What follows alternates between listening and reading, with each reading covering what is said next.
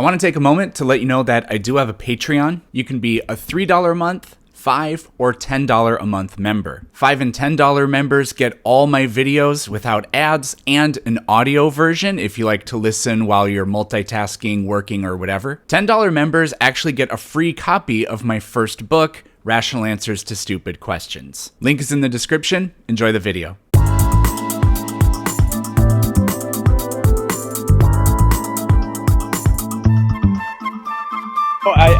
That's the whole issue. I think since the schools are intervening, I would say there's no sense in cherry picking their intervention. They may as well just go all out and, even teach stuff. I remember studying about particular people like Karl Marx as well, but he was kind of studied in a good light when I was in school, and just say, hey, these are some of the beliefs he had, and kind of teach the good with the bad.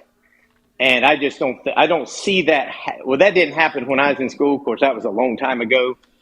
I don't even know if they're even getting into it as much in school today. But I remember going into pretty good detail about Darwin, because I remember about the Galapagos Islands and things like that, and Karl Marx. I'm not sure if they do that today or not, but they were always kind of painted as kind of almost heroic, kind of almost like paving the way for advancement of society and stuff. And I never realized some of this stuff actually until I got older, and I heard it, and then I went and looked at it. I was like, wow, this was never taught. So I would like that. I think the public school system should acknowledge that kind of stuff. And I don't think they do a good job of doing that. My view of it is, if a teacher wants to do that, then that's on them. I have done it some years I don't, because we just have so much to. I don't think it should be like technically part of the curriculum. I mean, as a teacher, you have latitude to do things and bring up specific stories of whatever you want. You just have to cover what is like required by like the standards or whatever. But the issue with this is, Darwin was a racist person by our standards. By his standards, he was basically progressive. But whatever he thought about that has no bearing on whether or not evolution is true. So I don't view it as being a necessary truth to cover, like by any means. I mean, like if I'm going to teach, American history, like I don't know how you feel about taking down Confederate statues, or if we teach American history that we should teach the horrors of slavery and that Andrew Jackson was a fucking asshole. I mean, I don't know how you feel about that stuff, but a lot of people think that it's necessary to do that. But teaching civics and history and government is so much different than just the very matter-of-fact nature of what the scientific facts are. Well, maybe it could be something that could kind of be taught in history, because I think we'd have to agree that Darwin has influenced a lot of social ideas. He was very influential on Karl Marx.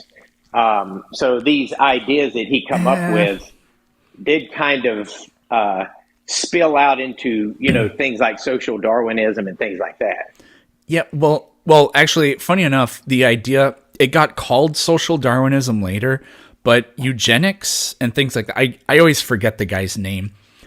But the guy who sort of wrote the very first book about social Darwinism or whatever, he wrote that book before Charles Darwin published On the Origin of Species. So the idea behind eugenics, which was alcoholics, people who are mentally ill, whatever, don't let them have children, and then and then alcoholism and schizophrenia and whatever will disappear from the population. That idea actually predates Darwin, and there were some people that perverted Darwin's ideas to suggest that now we have a scientific backup for this idea. But again, eventually science proved that all of those claims are completely false. Yeah, I actually think. But also, the socialists didn't like Darwin. A lot of the communists, they did not like Darwin. In the USSR, it was illegal to. I mean, they literally rounded up and executed biologists for not denying the theory of evolution. And in Nazi Germany, Hitler was such a liar on top of being a piece of shit person. And we don't really know what he believed in. But we do know that I don't know if it ever actually became something that got put into practice, but they did have lists of banned books, and evolutionary, like books that espouse Darwinian evolution, were put on the list of books that were banned. I have more detail about this in my book. I don't have it memorized or anything, but so. Well, that's interesting because I know that he said some things that were very evolutionary like in some of his speeches and stuff. But if I said God told me we need to kill all of the whatevers, that's not on Christianity, I wouldn't say. And I bet you would agree. Well, and because I would somebody agree, definitely, yeah. And because somebody else does this with science, I wouldn't say that that's on science or on Darwin or anything like that. I do know there's specific people here who actually make that argument, though. A guy by the name of Taylor Teaches, he actually blames Hitler's ideology on Christianity. And he'll go through kind of just this long list where he tries to throw Christianity under the bus for what Mustache Man did, for what Jim Jones did, for lots of other Jim stuff. Jones. That's funny. Yeah. Jim Jones was. I did a deep dive on Jim Jones. He was a radical social progressivist, and he believed in God and stuff like that. I think he claimed to be Jesus maybe at one point too. Yeah, I think he tried to claim to be the second coming Jesus or some sort of Messiah type figure. Yeah, but, he was a raving socialist and communist, and actually, something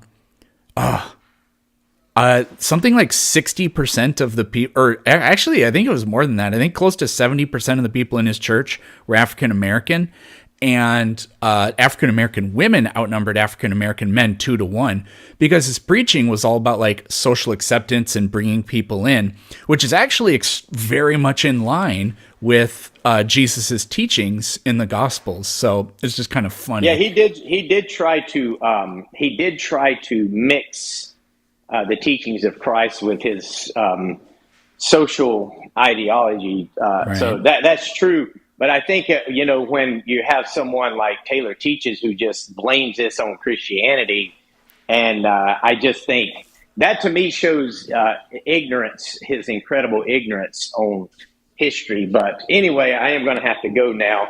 So I will tell you my name. You want to know about my profile picture or my name? No, the profile picture. Well, the profile picture, it was just when Donald Trump had said, they're eating the cats, they're eating the dogs, and then and then I just started seeing all these pictures of Donald Trump where he's protecting cats and protecting dogs or ducks, and people are talking about ducks being eaten.